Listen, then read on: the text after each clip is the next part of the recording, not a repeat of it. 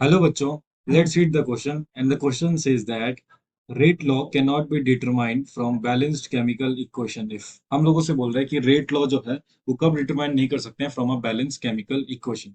और ऑप्शन में दे रखा है, ऑप्शन ए में reverse reaction is involve, option B में दे रखा है it is an elementary reaction, option C में दे रखा है it is a sequence of elementary reactions and option D में दे रखा है any of the reactants is in excess. ठीक है, और हम लोगों को इनमें से करेक्ट स्टेटमेंट चूज करना है। So let's start the question by knowing a key concept first. So the key concept for this particular question will be rate law.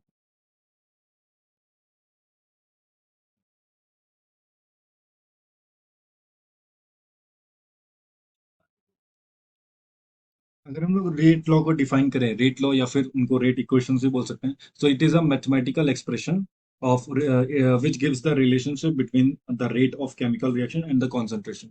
तो ये क्या करता है, ये हम लोगों को एक रिलेशनशिप देता है, that is relationship between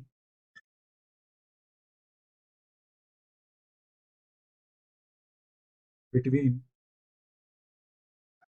rate of chemical reactions and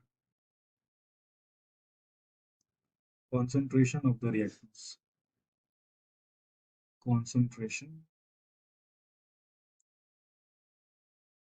of the reactants। ठीक है, और जो रेट लॉ जो होता है वो एक एक्सपेरिमेंटल डेटा रहता है, that is a experimental concept. या हम लोग यूं भी लिख सकते हैं कि it is a experimental rate of reaction, experimental rate of reaction. तो ये तो हो गया हम लोगों का रेट लॉ, कि रेट लॉ जो है एक रिलेशनशिप दे रहा है रेट ऑफ केमिकल रिएक्शन और उनके कॉन्सेंट्रेशन ऑफ द रिएक्टेंट्स के बीच। अब अगर हम लोग देखें एक for an example, that for example अगर हम लोग एक बैलेंस केमिकल इक्वेशन लिखें, that is A plus B B, और ये हम लोगों को दे देगा C C and D D. अभी जो स्मॉल लेटर्स में एबीसीडी लिखा है, that are stoichiometric coefficient of the balance chemical equation.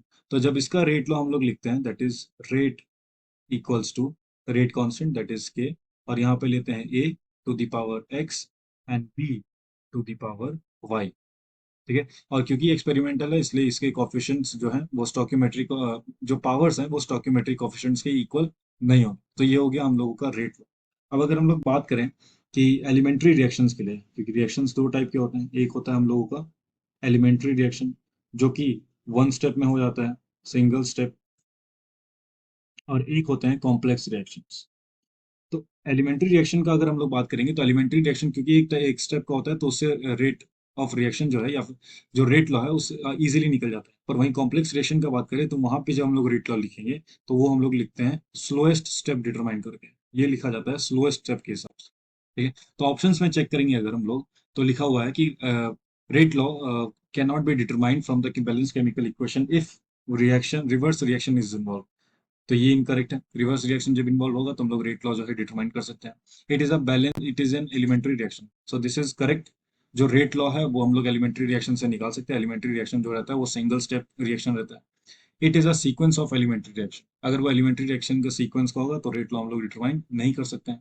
ठीक है, and any of the reactants is in access, this is also incorrect. अगर कोई भी रिएक्टेंट जो है अगर एक्सेस में लिया जाता है तो उस रिएक्टेंट को हम लोग, रिएक्टेंट के कॉन्सेंट्रेशन को हम लोग कांस्टेंट मान लेते हैं।